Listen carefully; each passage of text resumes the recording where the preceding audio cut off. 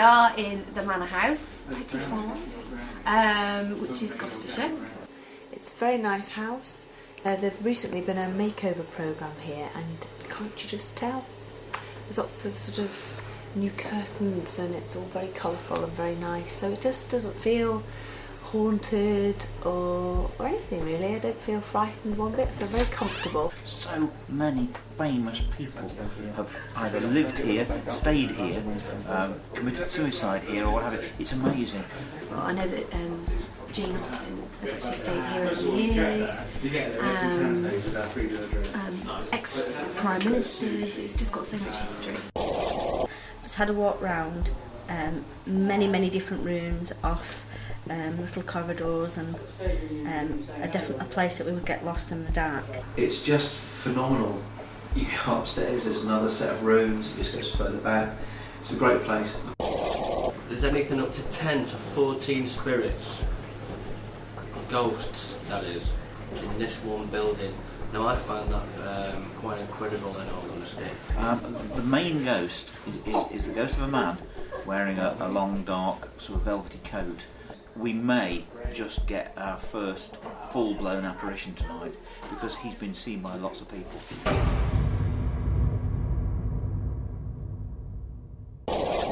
We've done a little walk around with Yvette, Kieran and Derek. Derek came up with some sort of demon dog upstairs, which it's never been seen before. I pick up another independent entity. Is it a dog? Or is it something that is not of this earth and has come from the lower regions?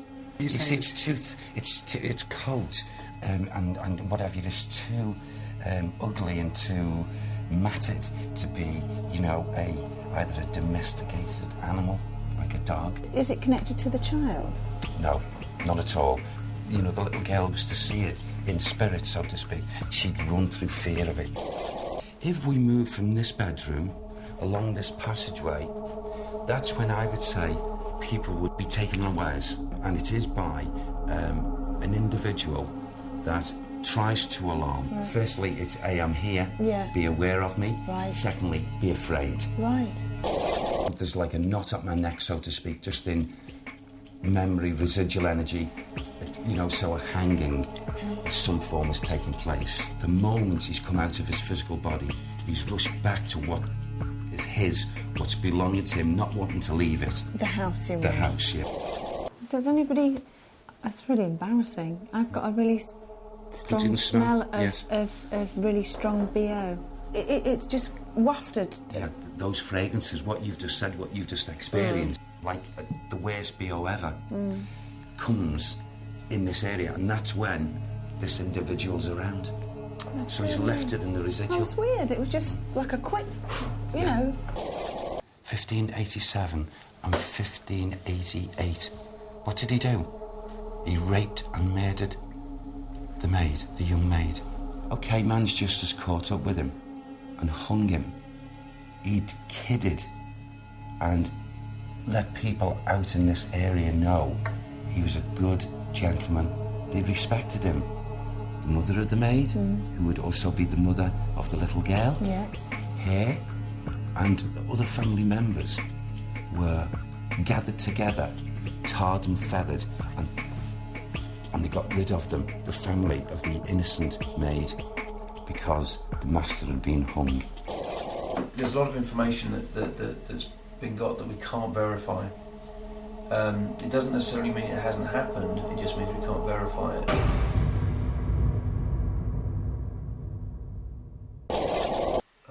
When we did the night vision walk around with David. Stuff David was coming up with about difficulty with a birth, that did actually happen. Although the mother actually died and David was picking up that the child died.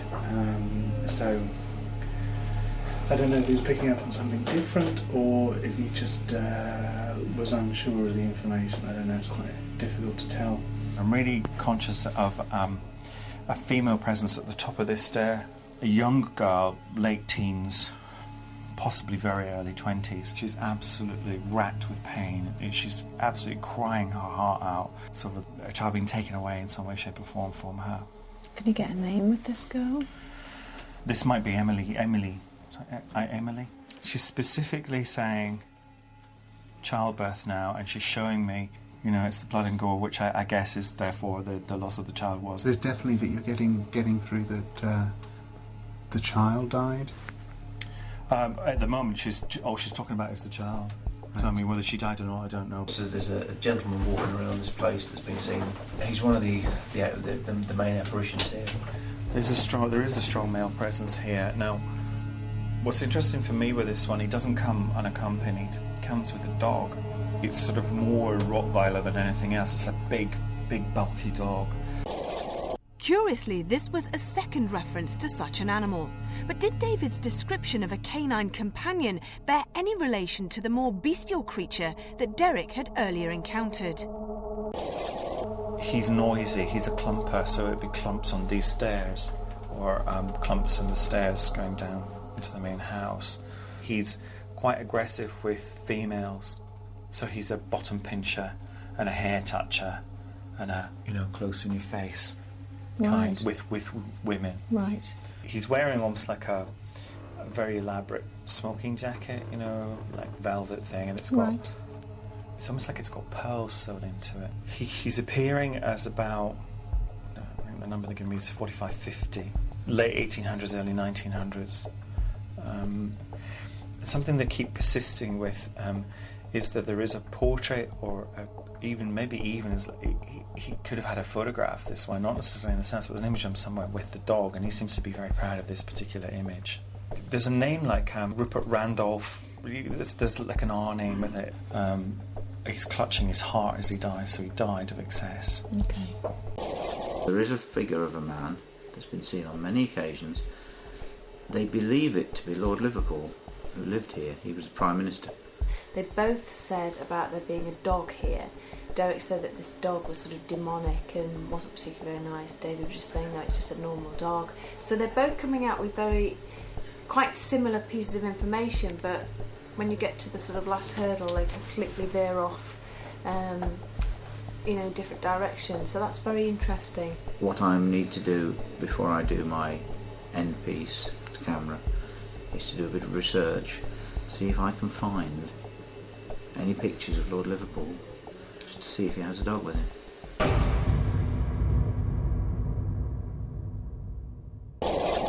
Upstairs earlier on with Carl in the attic, up there, things were going on that me and Carl couldn't explain. We did little sounds on our own, and I could have sworn someone was in there with us. If you can make it this cold, and it is freezing cold, please show yourself to us. Anything.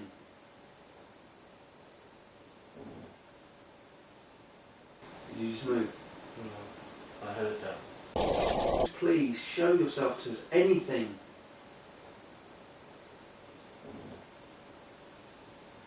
Did you just move?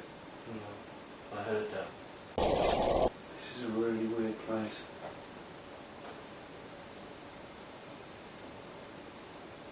Sounds like something from that room. It's coming from that bedroom, Carl. It's going to come. It's coming over quick. Come. I've just literally seen a red light appear from this picture frame and shot down to whatever's in there. It doesn't go anywhere anyway. No. So, I don't know what that is. But I'm fully aware there's traffic going by and we're picking up the headlamps here. But we're not, because you can't see them. You see them now. There's traffic on by now. What? No, because I saw something up there before. Yeah, we can't be traffic. You can't be headlights. They're not pointing up here. They're pointing straight out in front of themselves. Well, what the traffic seeing up here then? Well, no, the traffic. You can't see through them, really. I see more reflection, but there you go. This car's gone by us now. Well, hang on a minute then. What the bleeding hell have I just been looking at? About 3 cars have just gone by. Hey, I thought that was traffic lights.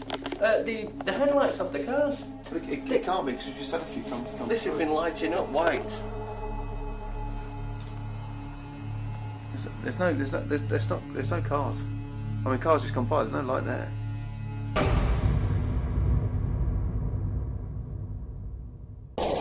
Right, we've just finished a séance with David, Richard and Stuart. We decided to show everybody at home the room, the fact that it was empty. No one was near the chandelier and it started to move. It started to swing at first and then it span.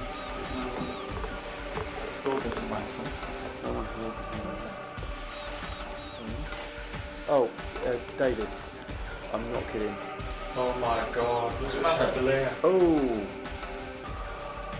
We've either had some of the best paranormal activity we've ever experienced, or we're all going mad.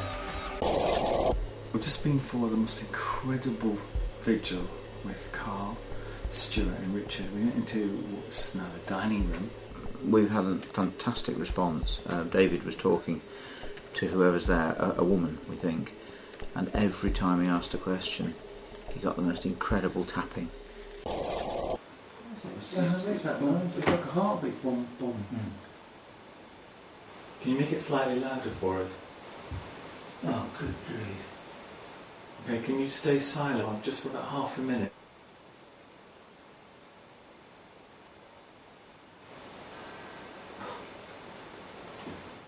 Okay, there's silence there. Could you make a noise now? Good grief. We all touched feet and touched hands so we could all vouch for each other that we weren't moving. And there was this thud, thud, thud, and it was so clear, like we've never had before. We asked specific questions. I asked some control questions, and this spirit, which we had found out by the time was a woman, actually answered them correctly. I just want, for my own benefit, apart from this space here, do you have any knowledge of any one of us around this table? Are you able to talk to any of our guides? Can you see my guide? And is my guide a monk? My guide a Red Indian? Is my guide Chinese? He is Red Indian. Right. Always came on with their name.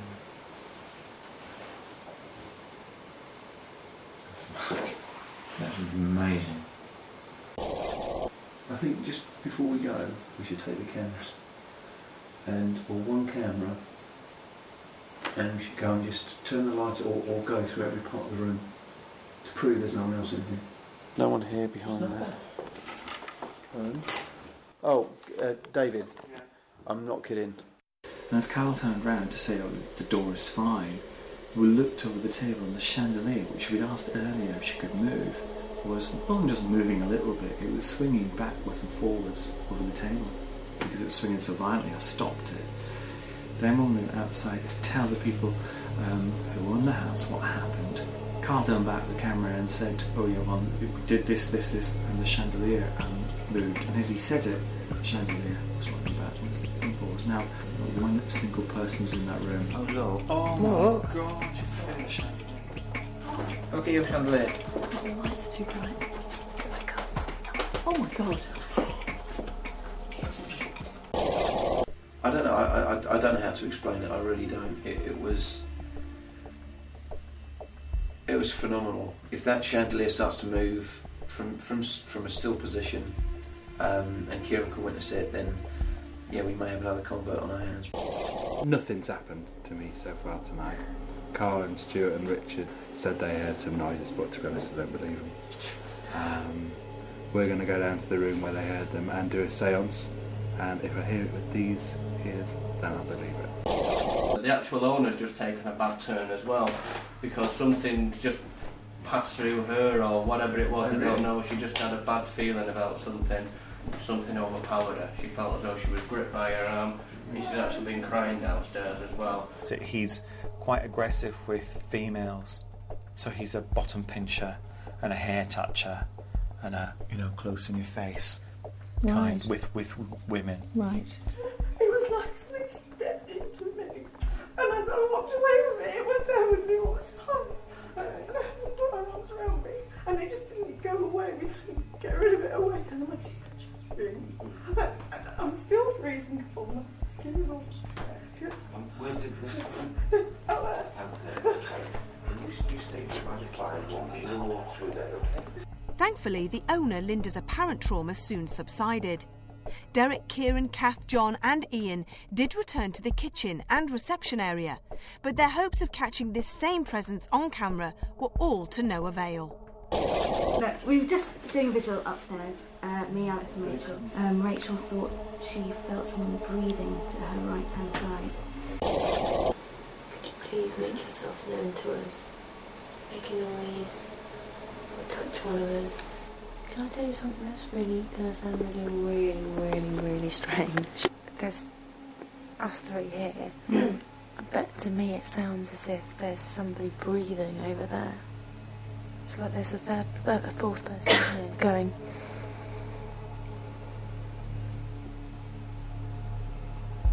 I just want to move in a bit closer, just because I'm feeling a little bit freaked out. I don't know why.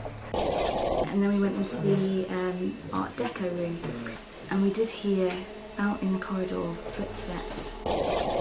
We know you've been seen walking through here. How about giving us a walk through now? What was that noise? Kind of like someone on the stairs. Yeah. Creaky. Is there anyone there? Hello? Somebody's walking down the corridor. Is someone walking outside? Definitely footsteps. Yeah. Oh, that was a definite one.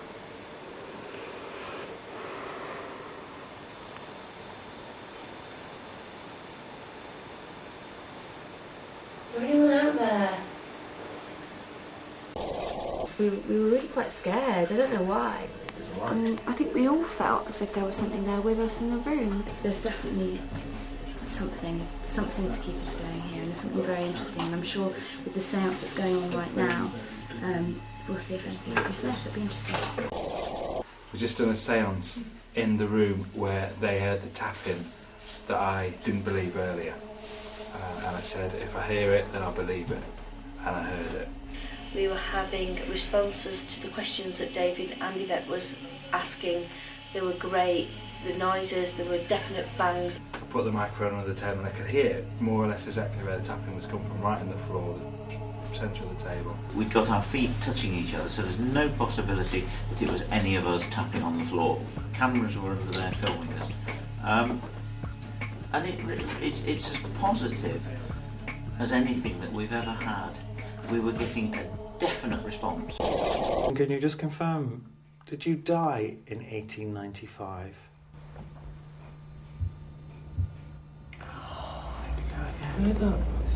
Wow. It's exactly as it was before. Is it Amelia? Yeah, gosh, that was... Oh, my word.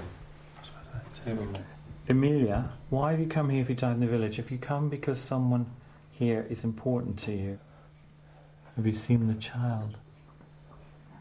No. Sweetheart, I know the reason why you haven't seen the child.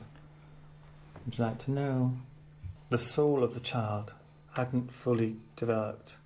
The child doesn't exist on the earth plane. Would you like me to open a doorway to the light so you can go to the child? Would you like to see your child? Yeah. Okay, I'll do that for you later and we'll open the doorway.